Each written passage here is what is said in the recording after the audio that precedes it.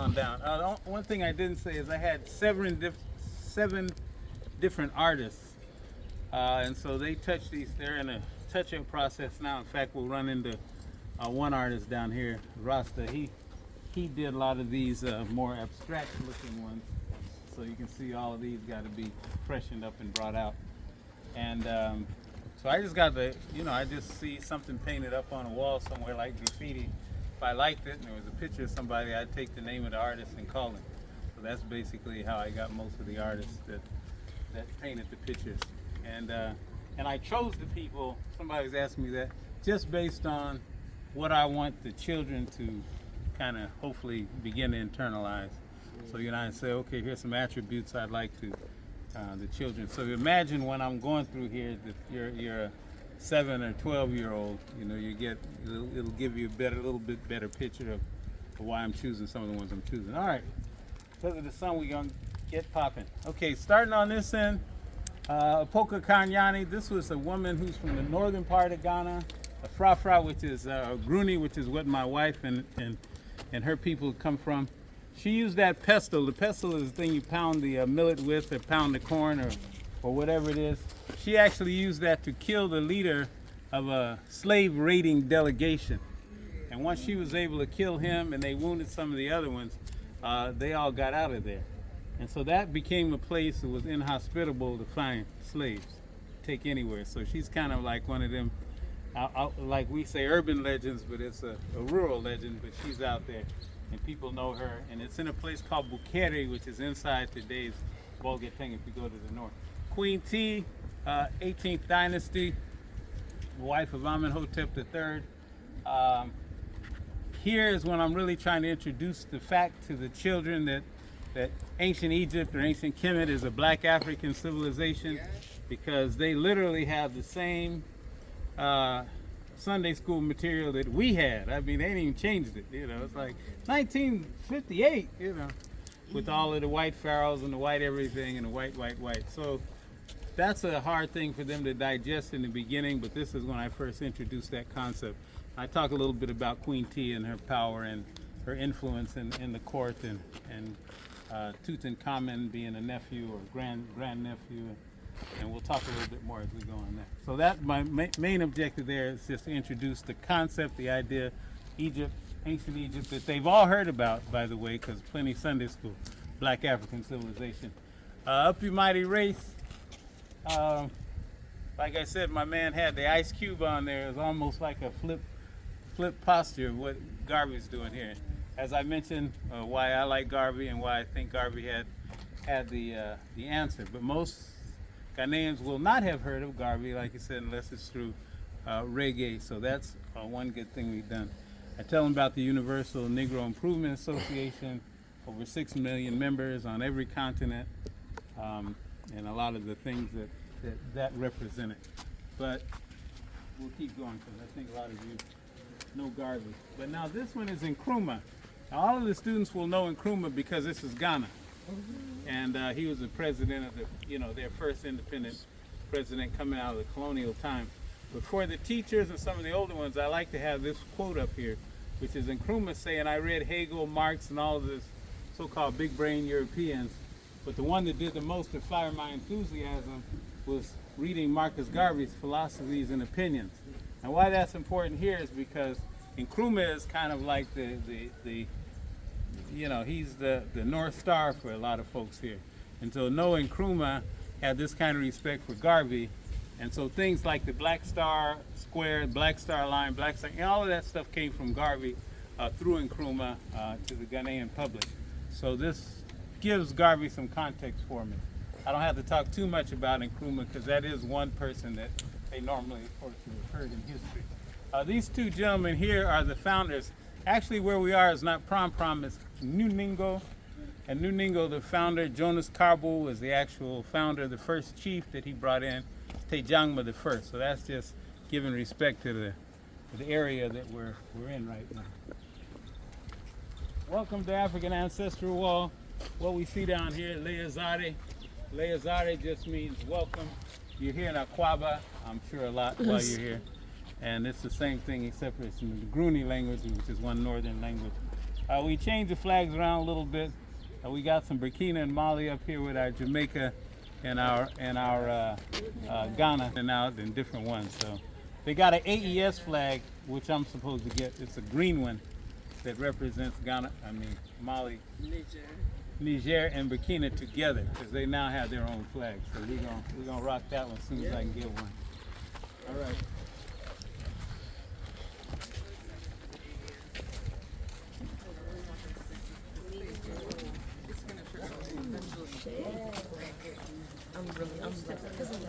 If one group does it, and we start making it. You know that. Oh, perfect.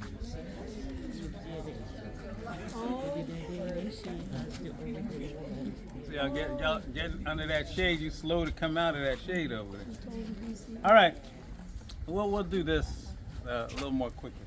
All right. I have Eve as the mother of humanity. Now, this one is important for me to start this wall off. Remember, I'm talking to the youngsters. And as I was mentioning earlier, they have pretty much the same religious literature even that we grew up with. And of course, Adam and Eve look like Julia Roberts and somebody, I don't know. But that's what's seared into their minds and to their subconscious. But when they're very young, you know, they're open to whatever. So I explained to them and their teachers that somewhere around 300,000 years, 200 to 300,000 years ago, 300 is probably more accurate, Homo sapiens sapiens, which is our species of everyone in the world, pretty much came on the scene.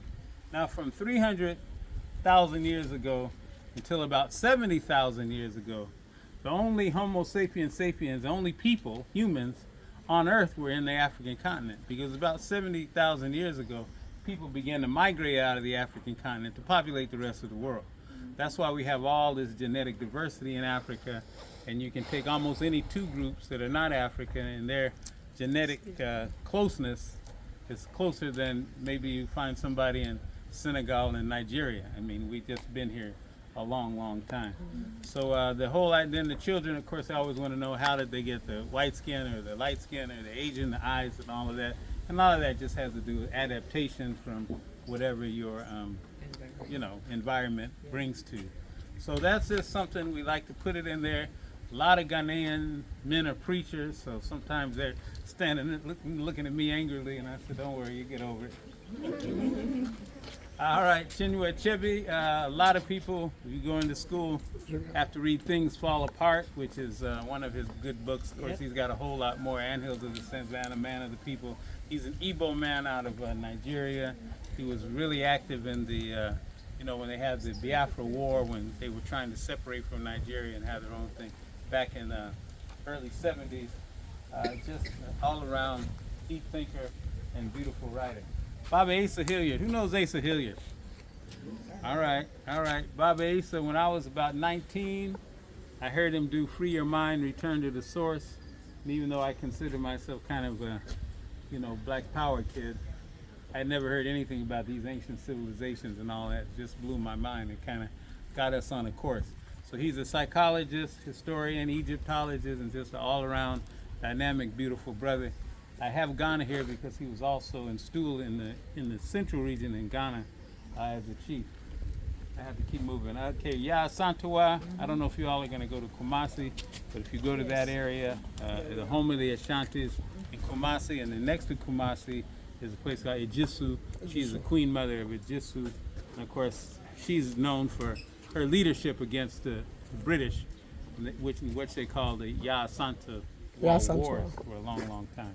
So sometimes we'll have children, when we have programs, we'll have some of the young girls who will recite some of the things Santa was saying when she was resisting and imploring her men to continue to fight. Didan Kimathi, most Ghanaians would have heard the name Kimathi from Jerry Rawlings, the former president, named his son Kimathi after this person here. So most Ghanaians don't really know where Kimathi came from. Kimathi was the leader of what they call, when I was growing up, they call the Mau Mau. So it's really Kikuyu Land Freedom Army or the Kenya Land Freedom Army.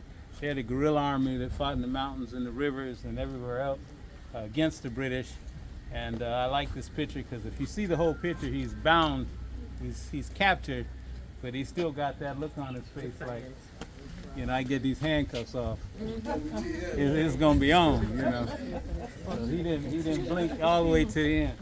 Nzinga and Banda, I'm proud to hear a lot of people taking some of these names, like Nzinga in the U.S., which is nice.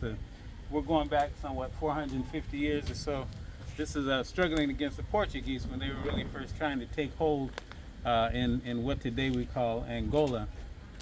And she did everything possible, and including all kinds of alliances trying to build. At the end, she just realized she had to fight the Portuguese tooth and nail for the rest of her life to try to maintain some sovereignty in that world.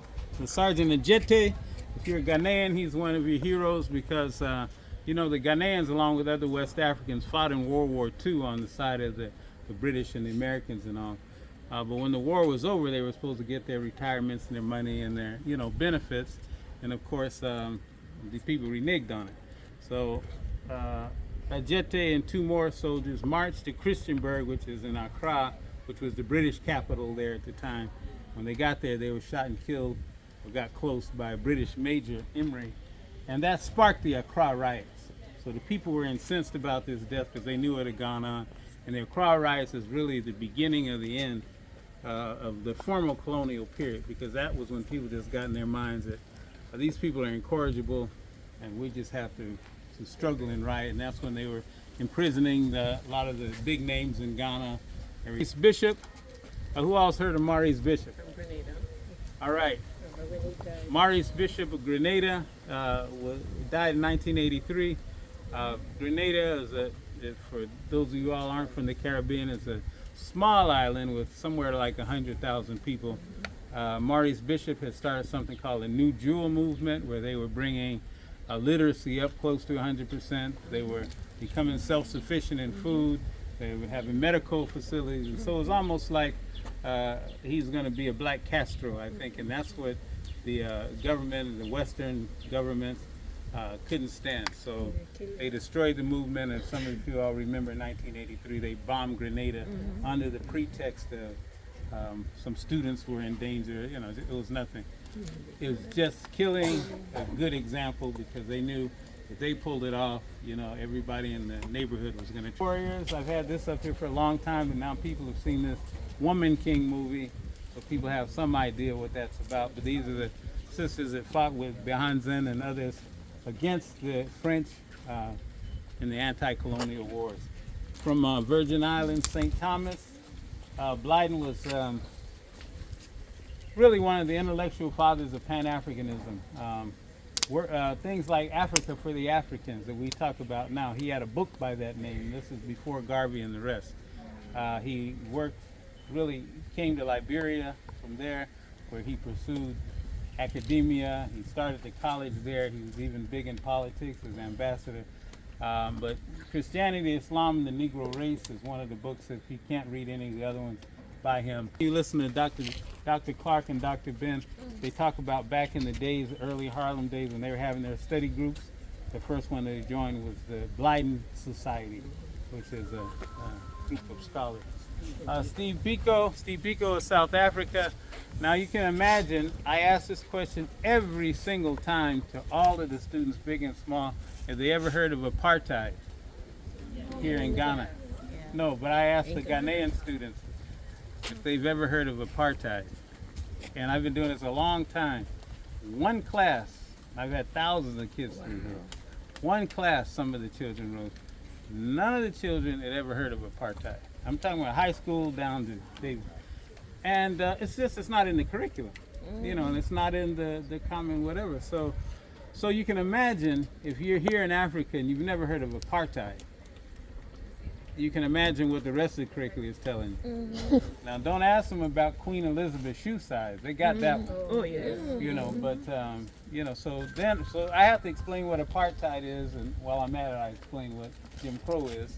And once I do that, then I can talk about Steve Biko being an anti-apartheid activist and his you know, South African student organization and Black consciousness movement and all the rest. But the first thing is just to explain to them that this was happening on this continent not that long ago. Tony Ali, you know, we have Ghana, Mali, Songhai, the ancient West African empires. You know, Ghana here was actually named after the ancient Ghana. But the third and the largest of those three empires was Songhai, and the originator of that was Soni Ali. So I'll tell the children about how well organized the place was in 14 different provinces, had several hundred ships on the Niger River, all of these kind of things. For attention in some of the old archives, because a lot of the Arab chronicles and Muslim chronicles didn't like his religion. I mean, he was ostensibly a Muslim, but reality is that the African spiritual systems is what he and his people were still following. Beyond Zen, I mentioned when they were struggling in Dahomey. Dahomey is basically Benin of today. When they were struggling against the French, he was King Shark, and a lot of the war. Since I'd already by then talked to them about apartheid, I can talk to her about her anti-apartheid. They kicked her out of the country when she was young for about 30 years, but she still sang and raised money and awareness. And the hell, the great Sheikh Anta Diop out of Senegal, probably more than anyone, he demonstrated the Black Africanness of ancient Kemet or ancient Egypt. He was an Egyptologist, he was a scientist, he was a physicist, a whole lot of linguists, and a whole lot of other things. 1974, they had the big conference on the peopling of Egypt, where he and Theophile Benga came in and basically just closed the books on the Black Africanness with all evidence, different places. Dessalines was one of the strong lieutenants of Toussaint Louverture during the Haitian Revolution. When they finally did get Toussaint, and he died in France. I mean, Dessalines was the one that actually brought Haiti to the position of being an independent republic. Tough guy, and he had the good taste. You see, the French call it Saint-Domingue, but the natives, people there, called it Haiti. So when the Africans took over, and of course they had to kick out the French and the Spanish and the British. They had to fight everybody before they really were in charge. But they had the good taste to give the native people, who by that time were really, the Taino people, really small in numbers by then, give them the name back of their country. George Washington Carver, it's interesting. Sometimes I'll get a child here and they'll raise their hand, and I was like, you know George Washington Carver? Who is that? And they say, who is that? They say, first president of the United States. Well, almost. You know. Part of it right. You know?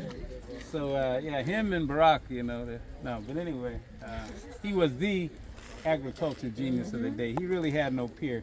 You know, if you go back and read some of the journals back at the time and some of the people back at the time, it's almost like there's George Washington Carver and then there's everybody else in Iowa and all these places. Nyerere was one of our great East African leaders coming out of the colonial period.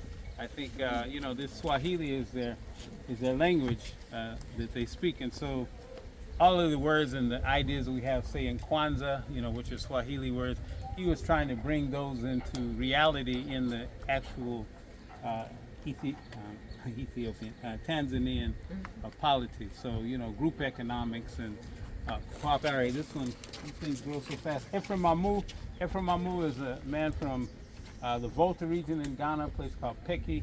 The reason I have him here is because when I first got here, I read about him, and he did everything humanly possible to slow the British cultural onslaught. So the clothes, the language, the music, the instruments, all of those things, he's saying we have to keep our thing alive. And someone was talking earlier about the Western influence and how it's changed over time.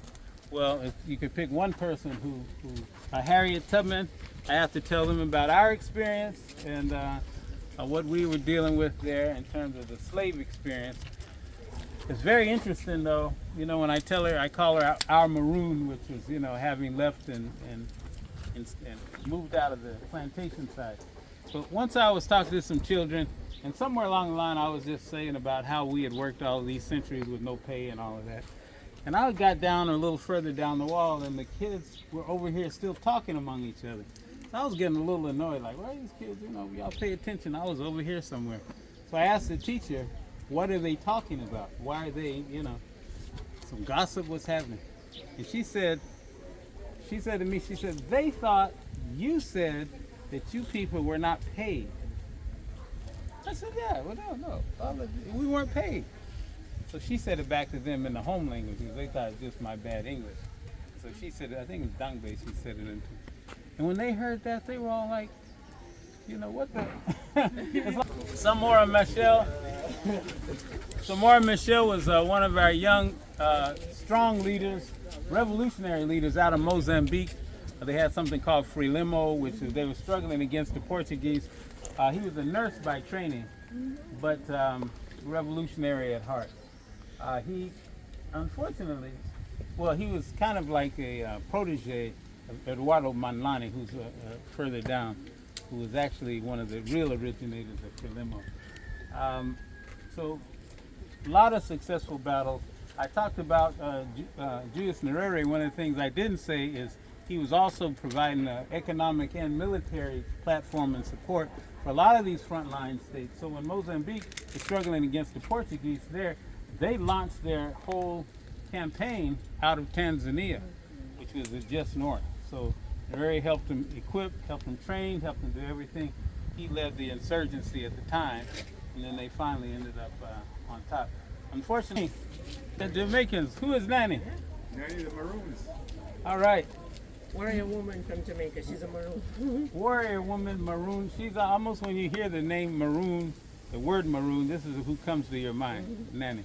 But she was born in Ghana, and she went across during the slave trading times, and became so powerful there in Jamaica. Back then, if you look at the old map, they'll have a thing it's called Nanny District, because the British just said, look, we're tired of fighting you, let's make peace. We're going to give you this, and then you try to leave us alone over here. So, I mean, she was strong enough to force those kind of terms and geographical control on the British. I actually got this from the currency. I got the bill, and then I had them painted off of it. And a lot of the, and Ghanaians will be very familiar with what's going on with Jamaicans. When Jamaicans come here, I find out that some of the fruits still have the same name as they use here in Ghana. They love to go to the mountains here because they say it's like that. Kudjo, which is another national hero, that's a common name. Brother. Kudjo was the brother.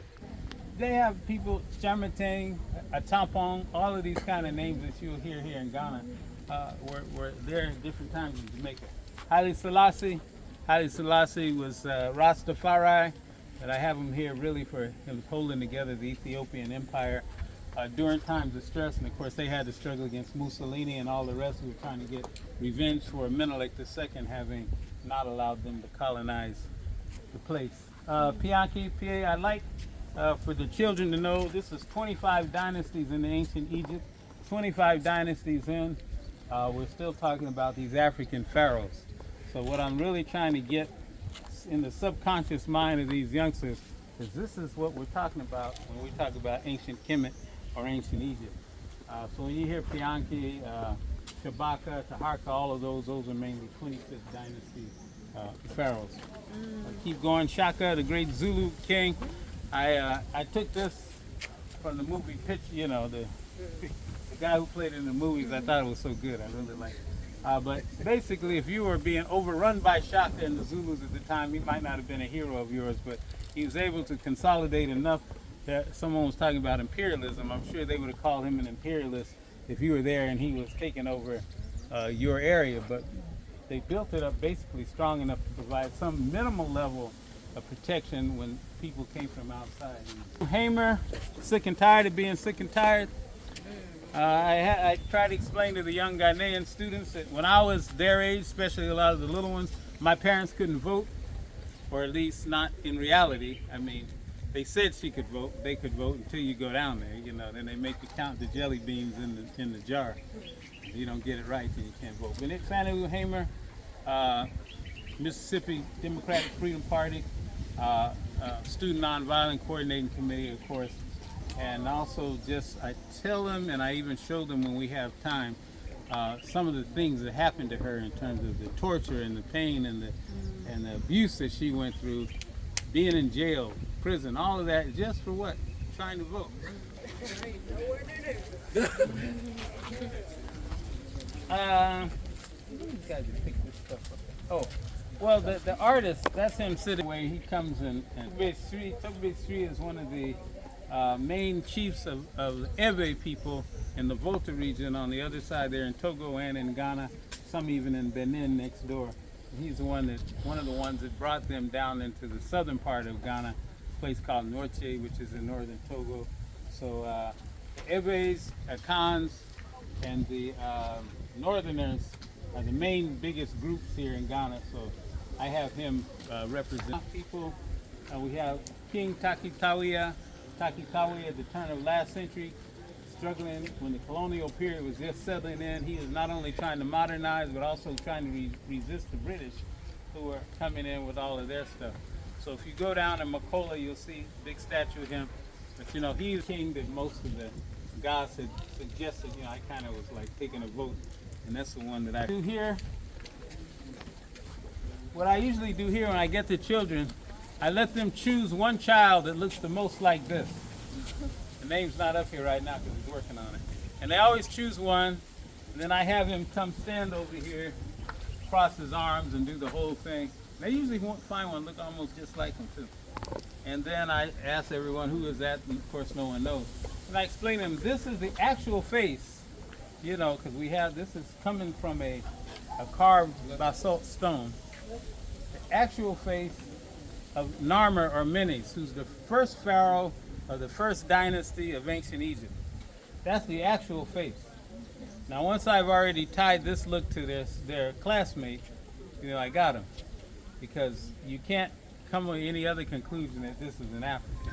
Or Narmer. Narmer is probably, and I think I'm going to change that to Narmer. But it's Narmer or Menes. I'm going to call Cabral. My, you got a question? Okay, I got it here. Y'all just, all right, I'm gonna call Cabral. Cabral is one of our greatest all-around leaders as far as I'm concerned.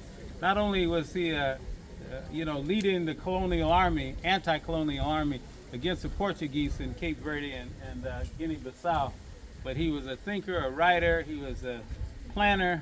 I mean, and if you get a chance to read books, Unity and Struggle, and also Return to the Source, a few of the other smaller things that he wrote, you'll see he combined the culture to motivate the people to actually fight.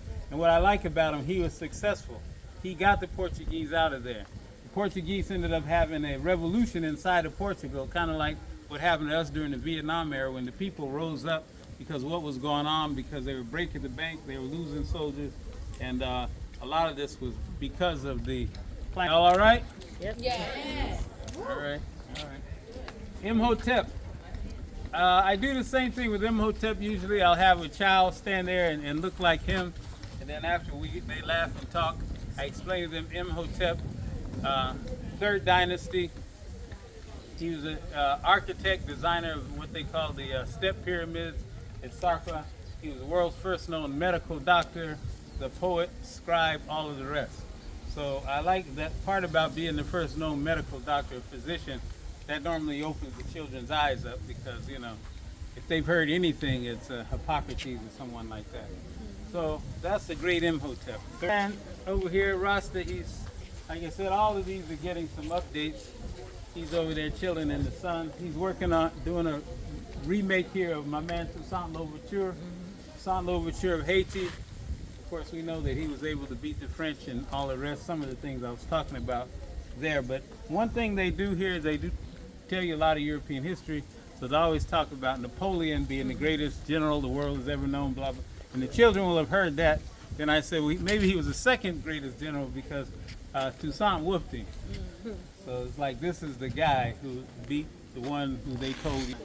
If you come from the north of the country, Nakbewa is one of the great-great-great-grandfathers of a lot of the groups that you see, even the Moshi in Burkina Faso.